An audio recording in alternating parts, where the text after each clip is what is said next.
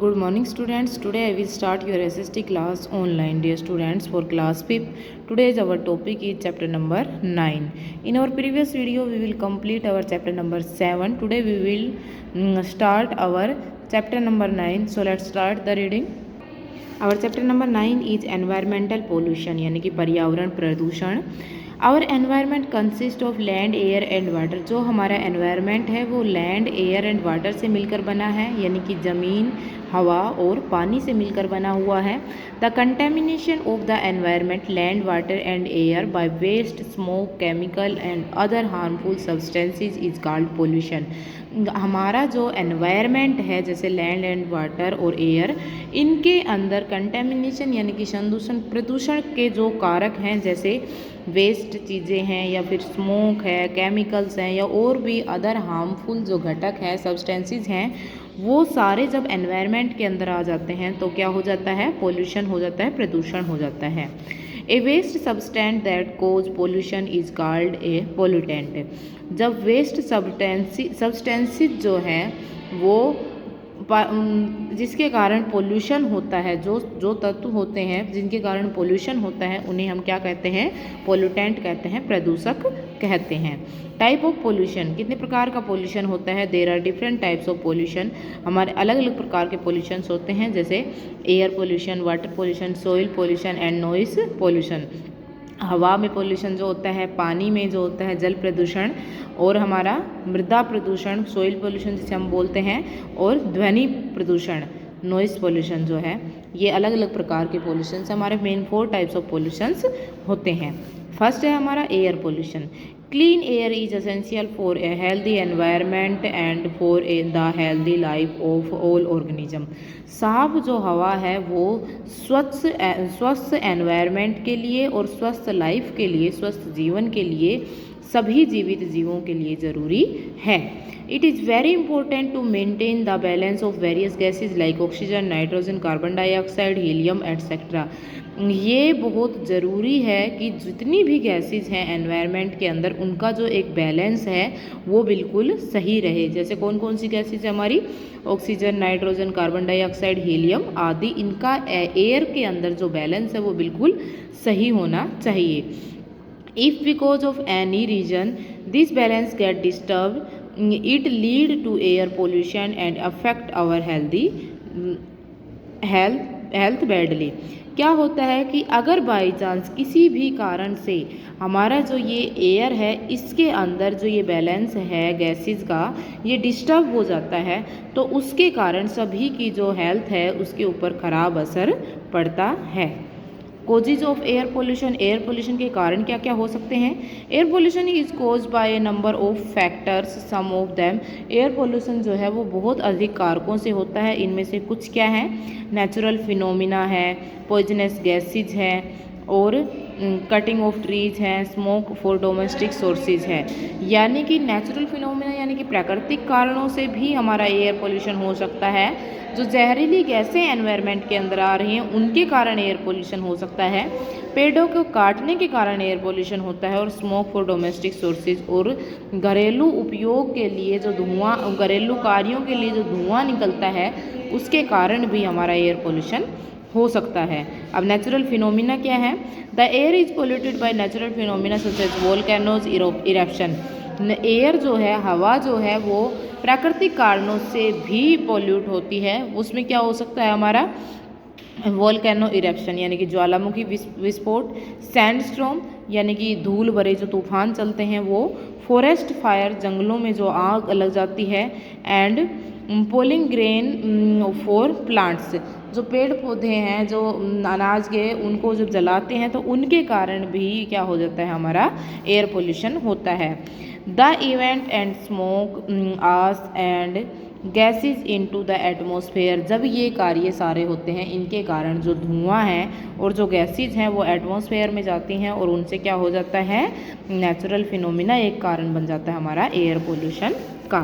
Next है poisonous gases, जहरीली जो गैसें हैं. Most of the air pollution is caused by burning of fuel like petroleum and coal. Most of, मुख्य रूप से मेन जो पोल्यूशन है एयर पोल्यूशन वो किसके कारण होता है? फ्यूल के जलने के कारण होता है, जैसे हमारा पेट्रोलियम और कोयला है.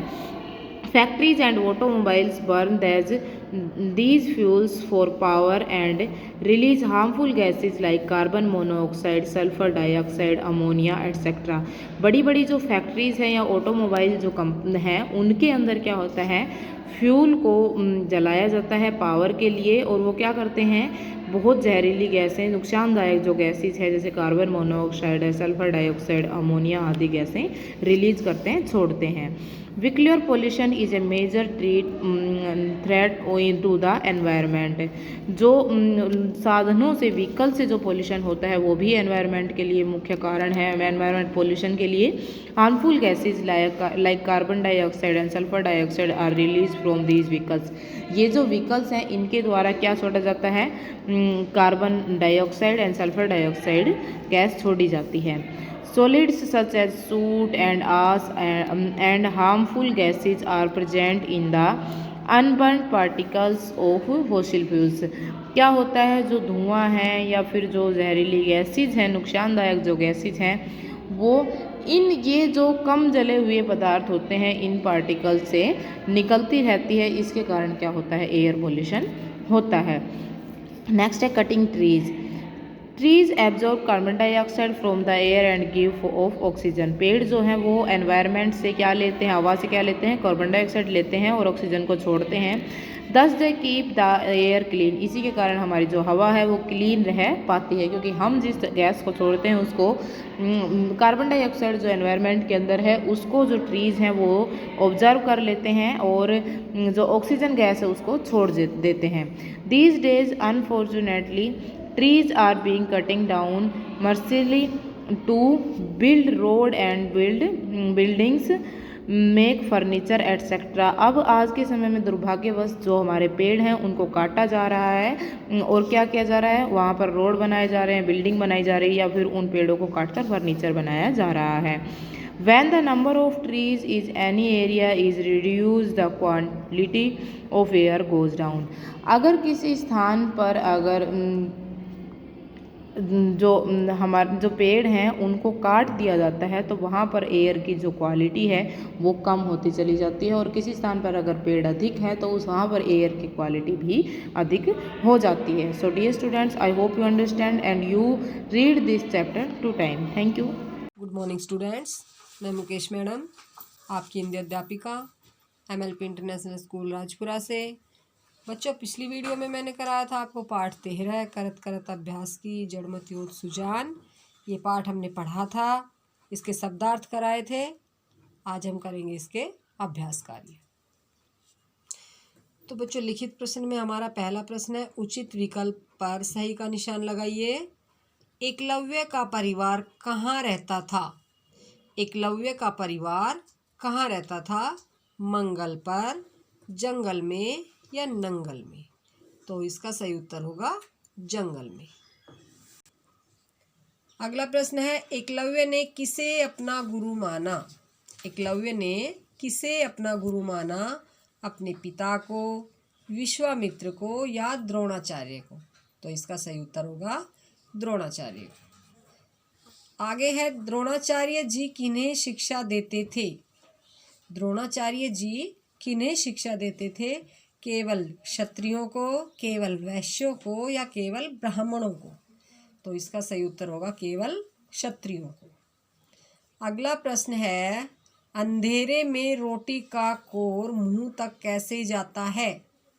अंधेरे में रोटी का कोर मुंह तक कैसे जाता है? सोच विचार से, अभ्यास से या मुंह टटोल कर? इसका सही उत्तर होगा अभ्यास से। अगला प्रश्न हमारे पास है, निम्नलिखित प्रश्नों के उत्तर लिखिए। प्रश्न नंबर 1, एकलव्य ने हस्तिनापुर में क्या देखा? इसका उत्तर होगा, एकलव्य ने हस्तिनापुर में कुछ बच्चों को धनुर्विद्या का अभ्यास करते देखा। एकलव्य ने हस्तिनापुर में कुछ बच्चों को धनुर्विद्या का अभ्यास करते देखा। अगला प्रश्न है, द्रोणाचार्य से निराश होकर लौटने पर एकलव्य ने क्या किया? द्रोणाचार्य से निराश होकर लौटने पर एकलव्य ने क्या किया? इसका सही उत्तर होगा वहाँ से लौटने के बाद। एकलव्य ने गुरुदेव की मिट्टी की प्रतिमा बनाई। प्रतिमा यानी मूर्ति। वहाँ से लौटने के बाद एकलव्य ने गुरुदेव की मिट्टी की प्रतिमा बनाई और धनुर्विद्या का अभ्यास आरंभ कर दिया। वहाँ से लौटने के बाद एकलव्य ने गुरुदेव की मिट्टी की प्रतिमा बनाई और धनुर्विद्या का अभ्यास आरंभ कर दिया। अगला प्रश्न है, निशाना लगाने में एकलव्य को कौन सी विशेषता प्राप्त थी? निशाना लगाने में एकलव्य को कौन सी विशेषता प्राप्त थी? इसका उत्तर होगा एकलव्य केवल जानवर की परछाई या आवाज़ सुनकर ही सही निशाना लगाने में निपुण हो गया था। एकलव्य केवल जानवर की परछाई या आवाज़ सुनकर ही सही निशाना लगाने में निपुण हो गया था। अगला प्रश्न है हमारा, भीम को अंधेरे में खाना खाते देखकर अर्जुन ने क्या शिक्षा प्राप्त की? भीम को अंधेरे में खाना खाते देखकर अर्जुन ने क्या शिक्षा प्राप्त की? इसका उत्तर होगा भीम को अंधेरे में खाना खाते देखकर अर्जुन ने यह शिक्षा प्राप्त की कि अभ्यास से ही अपने कार्य में निपुणता प्राप्त की जा सकती है। भीम को अंधेरे में खाना खाते देखकर अर्जुन ने यह शिक्षा प्राप्त की कि अभ्यास से ही अपने कार्य में निपुणता प्राप्त की जा सकती है। अगला प्रश्न है, इतिहास किस बात का साक्षी है? इतिहास किस बात का साक्षी है? इसका उत्तर होगा इतिहास इस बात का साक्षी है कि पूरे भारत में अर्जुन व एकलव्य सा धनुर्विद्या में निपुण कोई नहीं था। इतिहास इस बात का साक्षी है कि पूरे भारत में अर्जुन व एकलव्य सा धनुर्विद्या में निपुण कोई नहीं था। तो बच्चों, ये प्रश्न मैंने आपको कराए हैं। ये प्रश्न आपको अपनी नोटबुक में सुंदर राइटिंग में लिखने हैं और याद करने हैं। तो बच्चों, कल फिर मिलते हैं, तब तक के लिए धन्यवाद। Good morning to all of you. Let we start our maths online classes for class 5th. My dear student, in previous class our exercise 12.2 is complete. Today we will start our exercise 12.3. First of all, we understand types of angle. First is acute angle. acute angle क्या होते हैं student? जो angle 0 degree से greater than होते हैं और 90 degree से less than होते हैं, वो acute angle कहलाते हैं। नाउ स्टूडेंट्स, इस फिगर में हमें 60 डिग्री का एंगल गिवन है जो कि 0 डिग्री से ग्रेटर देन है और 90 से लेस देन है, तो ये कैसा एंगल है? acute angle. Now second is right angle. Right angle student exact 90 degree का होता है।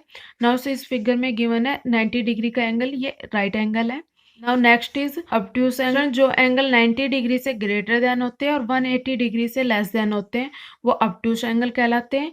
नाउ स्टूडेंट्स, इस फिगर में 125 डिग्री का एंगल गिवन है जो कि एक ऑब्ट्यूस एंगल है। Students, you understand? Now fourth is straight angle. Student जो एंगल एग्जैक्ट 180 डिग्री का होता है वो स्ट्रेट एंगल होता है। गिवन फिगर में 180 डिग्री का एंगल बना हुआ है स्टूडेंट्स, ये स्ट्रेट एंगल है। मीन स्ट्रेट एंगल में स्ट्रेट लाइन ड्रॉ होती है। Now next is reflex angle. Student जो एंगल 180 डिग्री से ग्रेटर देन होते हैं और 360 डिग्री से लेस देन होते हैं, वो रिफ्लेक्स एंगल कहलाते हैं। गिवन फिगर में 250 डिग्री का एंगल बना हुआ है जो कि रिफ्लेक्स एंगल है। Now 6 is complete angle. Exact 360 degree का एंगल कंप्लीट एंगल होता है। नाउ स्टूडेंट गिवन फिगर में 360 डिग्री का एंगल है, ये कंप्लीट एंगल है। I think you understand. Now we start our exercise 3. Use the protractor to find the measuring of each angles and also classify them as acute, obtuse, right, straight और reflex angle. Student protractor की help से in given angles को major करके find करना है कौन सा इनमें से acute angle, obtuse angle, right angle है। नाउ स्टूडेंट पार्ट ए में गिवन एंगल 45 डिग्री का है जो कि अक्यूट एंगल है। स्टूडेंट 0 डिग्री से ग्रेटर देन और 90 डिग्री से लेस देन एंगल जो होते हैं वो क्या कहलाते हैं? Acute angle. Now part B में 90 डिग्री का एंगल बना हुआ है जो कि right angle. Student exact 90 degree का जो एंगल होता है वो राइट एंगल होता है। नाउ स्टूडेंट पार्ट सी में 180 डिग्री का एंगल बना हुआ है जो स्ट्रेट एंगल है। क्योंकि एग्जैक्ट 180 डिग्री का जो एंगल होता है वो स्ट्रेट एंगल होता है। I think students you understand. So students remaining parts D E F आपको खुद सोल्व करने हैं, प्रोट्रैक्टर की हेल्प से इनको मेजर करके इनको क्लासिफाई करना है। Now student question number second, इसमें हमें बताना है कि गिवन क्लोज किस एंगल को शो करती है। नाउ स्टूडेंट फर्स्ट पार्ट में 90 डिग्री का एंगल बना हुआ है जो कि राइट एंगल होता है। सेकेंड पार्ट में स्ट्रेट लाइन है में स्ट्रेट एंगल बना हुआ है स्टूडेंट्स। थर्ड पार्ट्स में 180 एंगल बना हुआ है जो कि ऑब्ट्यूस एंगल है, क्योंकि स्टूडेंट ग्रेटर देन 90 डिग्री और लेस देन 180 डिग्री के बीच के जो एंगल्स होते हैं वो ऑब्ट्यूस एंगल कहलाते हैं। और पार्ट डी में 90 डिग्री से लेस देन एंगल है जो कि एक्यूट एंगल है। I think students you understand. Now we do question number third, write true for true and F for F statement. Student question number third में T write करना है true statement के लिए और एफ राइट करना है false statement के लिए। Now part A right angle is half of complete angle. Students right angle means 90 degree का एंगल कंप्लीट एंगल 360 डिग्री का हाफ होता है? नहीं होता स्टूडेंट्स। ये स्टेटमेंट कैसी है? फॉल्स है, क्योंकि कंप्लीट एंगल का हाफ स्ट्रेट एंगल होता है 180 degree. Now B is a complete angle is twice of right angle. Student right angle होता है 90 डिग्री और कंप्लीट एंगल होता है 360 डिग्री। तो 90 डिग्री का ट्विस्ट 360 डिग्री होता है? नहीं होता स्टूडेंट्स। ये स्टेटमेंट भी फॉल्स है, क्योंकि 90 डिग्री का 180 डिग्री होता है straight angle. Now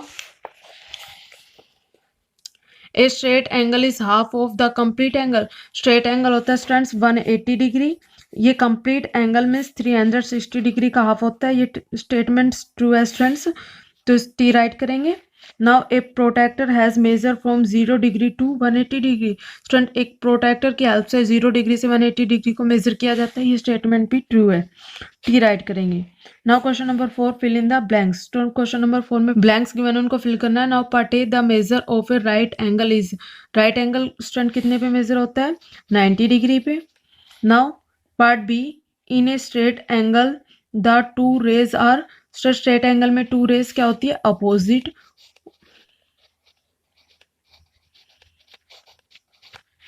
to each other. Now see the measure of a straight angle is। straight angle कितने डिग्री पे मेजर होता है? 180 डिग्री पे।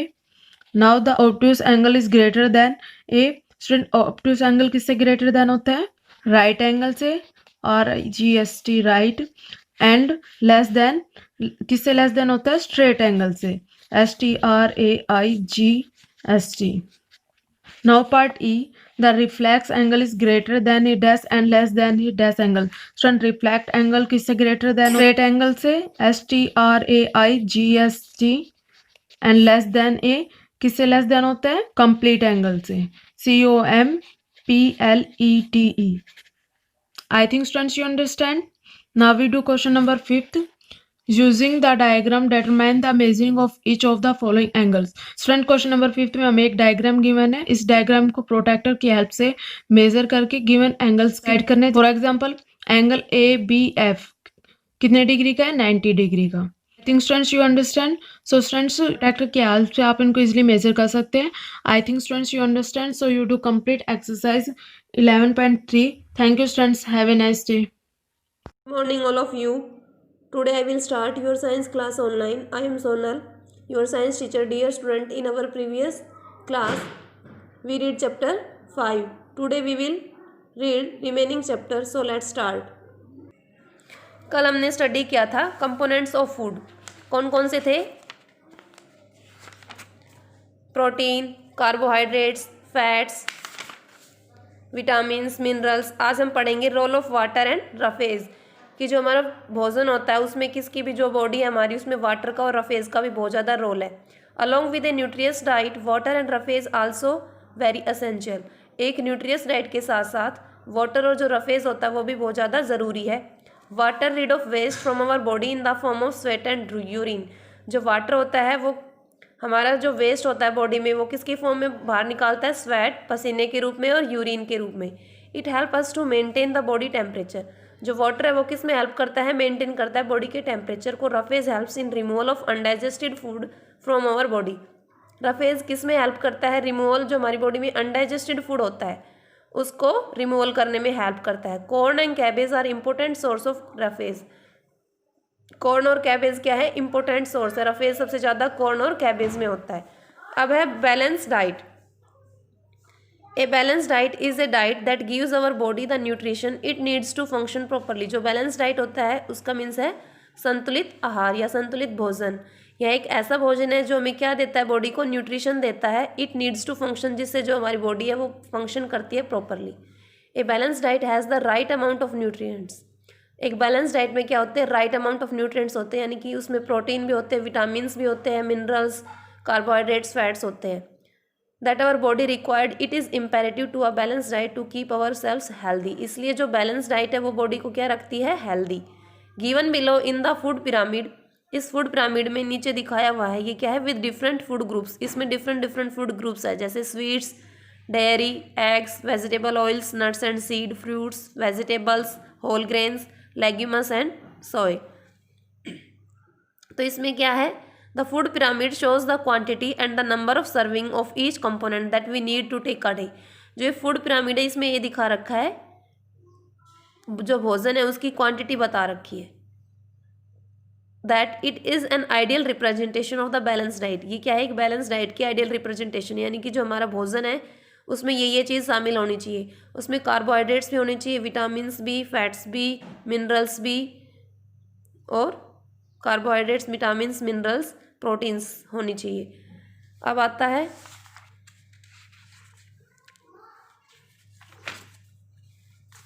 Hygiene. Beside eating healthy food खाने के साथ साथ it is important to maintain cleanliness. क्या ज़रूरी है, साफ़ सफाई रखना भी बहुत ज़्यादा ज़रूरी है। We should wear clean clothes, हमें क्या पहनने चाहिए, साफ़ कपड़े पहनने चाहिए। एंड टेक बाथ डेली, और डेली नहाना चाहिए। Brush teeth twice every day, और दांतों पर 2 बार ब्रश करनी चाहिए एक दिन में, मॉर्निंग एंड नाइट, सुबह और शाम। We should comb our hair properly, बालों पर कंघी करनी चाहिए properly. And trim our nails, और नाखून भी काटते रहना चाहिए। अब है rest. To lead a healthy life, स्वस्थ जीने के साथ साथ one must eat a balance diet, हमें सबसे पहले तो संतुलित भोजन खाना चाहिए। एंड टेक एडिक्वेट स्लीप, और as it helps to relax our muscles, और हमें पर्याप्त नींद भी लेनी चाहिए, जिससे जो हमारी मसल्स है उन्हें क्या मिले, रिलैक्स मिले। It repairs our body cells, जिससे हमारी जो बॉडी सेल्स है वो रिपेयर होगी। And increase the efficiency to work, और जो काम करने की जो क्षमता है वो भी क्या होगी, इंक्रीज बढ़ेगी। अब है posture. We should stand and sit in an erect position, हमें स्टैंड खड़ा होना चाहिए या फिर बैठना चाहिए, कैसी, बिल्कुल सही पोजिशन में। Incorrect posture can lead to body pain, अगर हम सही ढंग से नहीं बैठेंगे, नहीं खड़े होंगे तो हमारी जो बॉडी है उसमें पेन होगा। We should maintain a proper distance while reading a book, जब हम बुक पढ़ते हैं तो क्या होना चाहिए, आई से और बुक के बीच में प्रॉपर डिस्टेंस होना चाहिए, ना तो नज़दीक से पढ़ना चाहिए ना ही ज़्यादा दूर से। कीपिंग इट टू क्लोज और फार कैन स्ट्रेन आवर आईज, अगर हम ज़्यादा दूर से पढ़ेंगे तो भी आई से आँखों पर इफेक्ट होगा, और ज़्यादा नज़दीक से पढ़ेंगे तो भी। अब है exercise. Regular exercise tones up our muscles, हमें डेली एक्सरसाइज करनी चाहिए। And improves the blood circulation, जिससे जो हमारा ब्लड सर्कुलेशन है वो क्या होगा, इंक्रीज होगा। एंड इन आवर बॉडी का when we exercise the heart beats at a faster rate, जब हम एक्सरसाइज करते हैं तो हमारी हार्ट बीट क्या करती है, फास्टर रेट से बीट करती है। मोर ऑक्सीजन इज टेकन, जिससे हम ज़्यादा से ज़्यादा ऑक्सीजन लेते हैं। And more carbon dioxide and water vapour is taken out, और ज़्यादा से ज़्यादा कार्बन डाइऑक्साइड छोड़ते हैं। तो क्या है, हमें क्या क्या लेना चाहिए, अपने भोजन में 5 मेन कंपोनेंट्स होते हैं, vitamins, protein, fat, carbohydrates, minerals. उसके साथ साथ वाटर, रफेज भी बहुत ज़्यादा ज़रूरी है। बैलेंस डाइट के साथ साथ हमें क्लीनलीनेस, साफ़ सफाई भी रखनी बहुत ज़्यादा ज़रूरी है। रेस्ट करना भी, पोस्चर हमारा बैठने का, खड़े होने का सही होना चाहिए, और एक्सरसाइज भी रेगुलर करनी चाहिए। Thank you student, I hope you understand. You also read this chapter. Thanks Students, a very healthy morning to all of you. Now we will start our video of class 5th, chapter number 13. In our last video, we have completed our chapter number 13 book exercise, and now we will start our question answer from part E. Answer the following questions in 1 or 2 words. 1 और 2 words के अंदर ही हमें question के जो answer है वो देने हैं। First question is who brought back ice cream to Italy, ice cream को वापस इटली कौन लाया था, तो आंसर होगा कहाँ से, जो मार्को पोलो थे वो चाइना से लेकर आए थे आइसक्रीम को वापस। Second question is what is the traditional form of ice cream, ice cream का जो पारंपरिक रूप था इंडिया के अंदर वो क्या था, तो क्या था वो आइसक्रीम का जो ट्रेडिशनल रूप था वो क्या था, kulfi. Question number 3, what makes an ice cream nourishing? जो आइसक्रीम है उसको हेल्दी या फिर पोषित क्या बनाता है? तो उसके अंदर क्या होता है, मिल्क। आंसर होगा milk. Part F, answer the following question in one sentence. One sentence के अंदर आंसर देना है। First question, how was ice cream believed to have been made in the times of King Tong? जो King Tong थे China के, उनके जो उस टाइम में जो आइसक्रीम है वो कैसे बनाई जाती थी चाइना में? आंसर होगा King Tong of China had 94 icemen who made ice cream out of buffalo milk, flour and camphor. This was an early form of ice cream. जो किंग टोंग थे चाइना के राजा, उनके पास 94 जो आइसमैन थे क्या बनाते थे आइसक्रीम, किससे? बेफेलो मिल्क से, फ्लोर से और कैम्पर से। और यही क्या था, जो आइसक्रीम का प्रारंभिक रूप था। जब आइसक्रीम का जो शुरुआत की गई थी तो उसका ये प्रारंभिक रूप था। Second question is, how is kulfi cooked and frozen? जो कुल्फी है वो किस प्रकार से पकाई और जमाई जाती है? तो आंसर होगा kulfi is a mixture of condensed milk, sugar and nuts flavoured with saffron. जो कुल्फी है वो एक मिश्रण है किस किस का? गाढ़े दूध का, शुगर का, नट्स का, और उसके अंदर जो फ्लेवर होता है वो किसका होता है? केसर का। The kulfi maker puts the mixer into metal और clay cones. He then seals the cones with dough and places them in a large container of ice and salt to freeze. जो कुल्फी बनाने वाले होते हैं वो जो मिक्सर है उसको किस में, मेटल या क्ले के जो कोन्स होते हैं उसमें रख देते हैं। उसके बाद फिर वो उसको गीले आटे से कोन को सील कर देते हैं और फिर उनको बड़े पात्रों में जमने के लिए रख देते हैं। So thank you students, please write these question in notebook. Thank you, have a nice day.